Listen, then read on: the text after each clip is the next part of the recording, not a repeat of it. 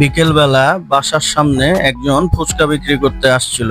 তো ফুচকা আমার অনেক পছন্দের খাবার, তাই ভাবলাম যে ফুচকাটি ট্রাই করে দেখি কেমন।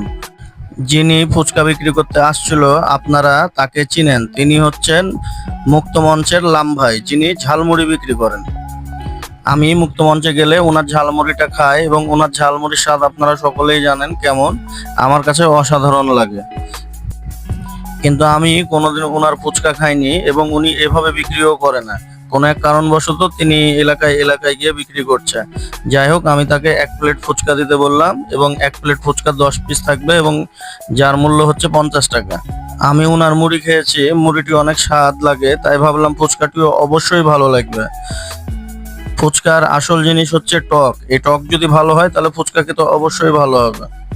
আমি অনেক জায়গার ফুচকা খেয়েছি, কিন্তু ওনার ফুচকা তো আমি কোনোদিন খাইনি, তাই খাওয়ার পরে বলতে পারবো যে ফুচকাটির স্বাদ আসলে কেমন। ফুচকাটি আপনারা দেখতে পাচ্ছেন এবং এটি খাওয়ার পরে বুঝতে পারলাম এটি খুব খুব স্বাদ। সবাইকে ধন্যবাদ, দেখা হবে পরবর্তী ভিডিও।